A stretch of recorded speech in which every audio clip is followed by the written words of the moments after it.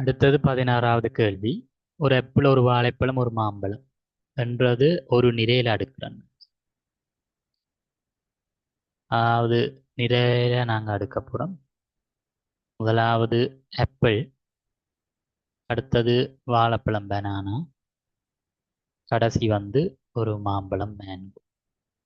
இதை வந்து ஒரு நிரையில அடுக்கிக்க எத்தனை வழிகளில் ஒழுங்குபடுத்தலாம் என்றது கேள்வி.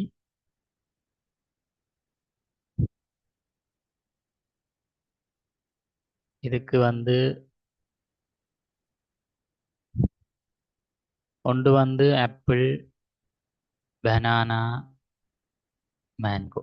ஆப்பிள், வாழைப்பழம், மாம்பழம் என்று அடுக்கலாம். ரெண்டாவது ஆப்பிள் அப்படியே வச்சுக்கொண்டு மாம்பழத்தையும் வாழைப்பழத்தையும் மாற்றலாம். அடுத்தது முதலாவது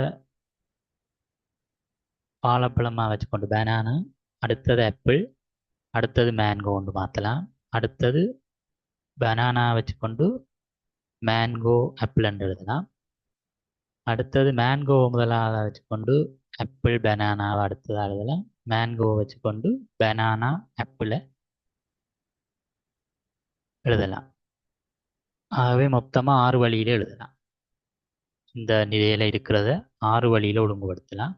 முதலாவது ஆப்பிள் பனானா மேங்கோ, அப்புறம் ஆப்பிள் மேங்கோ பனானா, இந்த மாதிரி முதல் ரெண்டும் ஆப்பிளை முதல்ல வச்சிருக்கோம், அடுத்த ரெண்டும் வாழைப்பழத்தை முதல்ல வச்சிருக்கோம், கடைசி ரெண்டு மாம்பழத்தை வச்சிருக்கோம்.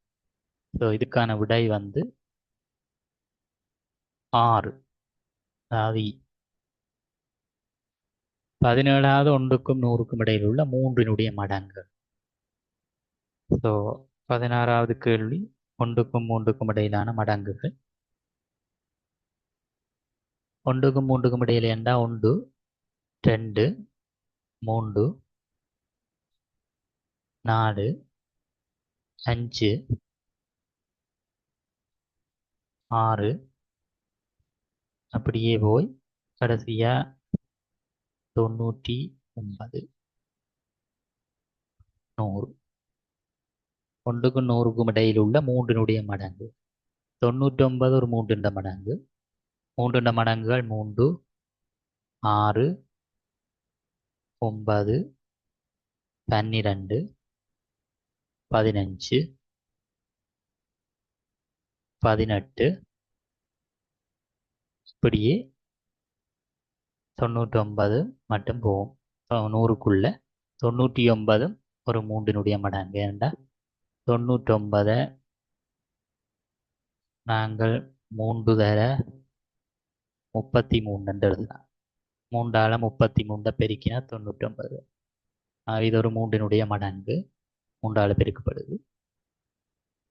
ஆகவே மொத்தமாக எத்தனை மூன்றினுடைய மடங்குகள் இருக்குன்னு கண்டுபிடிக்கிறதுக்கு நாங்கள் 99 பார்த்தோம்டா. முதலாவது 3 பார்த்தோம்டா, 3 3 தர 1 எழுதலாம். இதுதான் முதலாவது 3 மடங்கு. அடுத்தது 6, 6 3 தர 2 எழுதலாம். இது ரெண்டாவது மூன்றினுடைய மடங்கு. 9 3 தர 3 எழுதலாம்.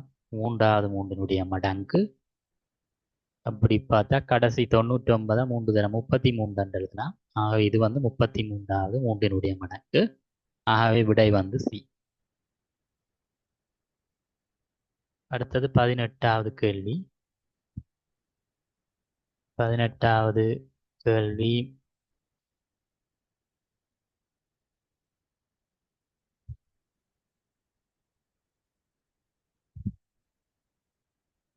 பக்க நீளம் 1 சென்டிமீட்டருடைய 12 சதுரம் இருக்கு. 1, 2, 3, 4, 8, 12. 12 சதுரம் இருக்கு. இந்த 12 சதுரத்திலையும்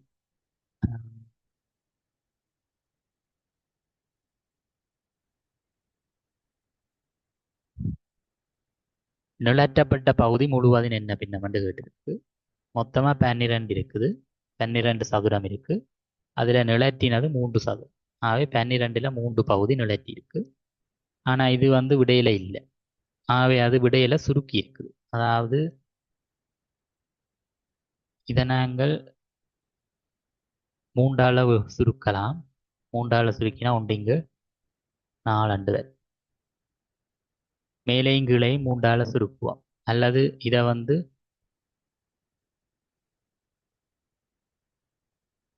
மூன்றிங்கில் 12 3 தர 1 என்று எழுதலாம். 3 தர 1 என்று எழுதலாம். 12 3 தர 4 என்று எழுதலாம். இப்போ மேலையும் 3 கீழையும் 3 இருக்கின்றால இந்த மூன்றால மேலையும் கீழையும் நாங்கள் பிரிக்கலாம். பிரித்தா ஒன்றிங்கு 4. அதாவது 12 பிரித்து 3 பங்கு நிலத்திருக்கு. அது வந்து 4 பிரித்து ஒரு பங்கு நிலத்துறதுக்கு சமம். அது வந்து விடையில் இருக்குது. 4 பி தான் ஆன்சர்.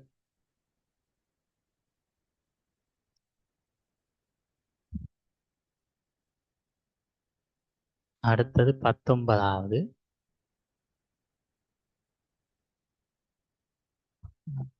19வது கேள்வி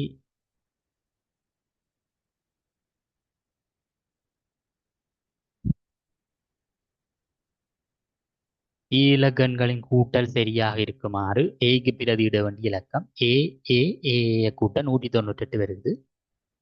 ஏன்றது ஏதாவது ஒரு இலக்கம் 0 இருந்து 9 வரைக்கும் உள்ள ஏதாவது ஒரு இலக்கம். ஏ கடைசி இலக்கத்தை பார்த்தா ஏமையும் கூட 8 வருது. 8 பெற வேணுமெண்டா ஏமையும் சமனான இலக்கம். இப்படி என்றா 1 4 சக 4 கூட்டினா 8 வரும்.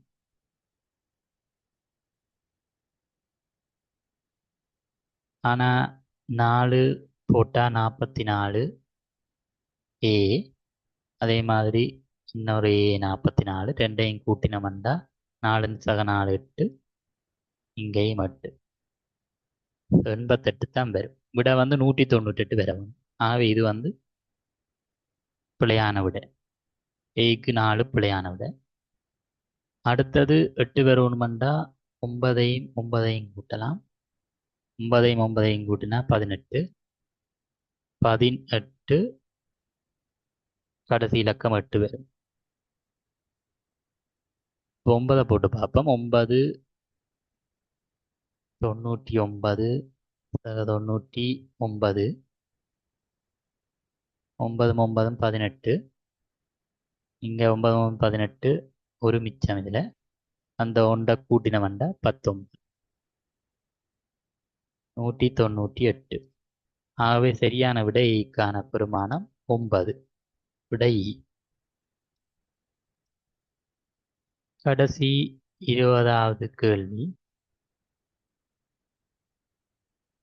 முதலை நிறைக்கு சமமான வாத்துகளின் எண்ணிக்கை வந்து கேள்வி. இதுல வந்து ஒரு முதலை வந்து ஒரு சிங்கத்துக்கும் வாத்துக்கும் சமம். அதே மாதிரி இங்க 2 வாத்துக்கு ஒரு சிங்கம் சமன். ஒரு சிங்கத்துக்கு பதிலாக நாங்கள் 2 வாத்தை போட்டு சமப்படுத்தலாம். ஆகவே கேள்வி முதலை என்ற நிறை எத்தனை வாத்துகளுக்கு சமன் என்று கேள்வி. இங்க வந்து முதலை என்ற நிறை வந்து ஒரு சிங்கத்துக்கும் ஒரு வாத்துக்கும் சமம். ஒரு சிங்கம் வந்து 2 வாத்துக்கு சமன். இதுல 2 வாத்தை போடலாம். ஏற்கனவே இங்கே ஒரு வாத்து இருக்குது.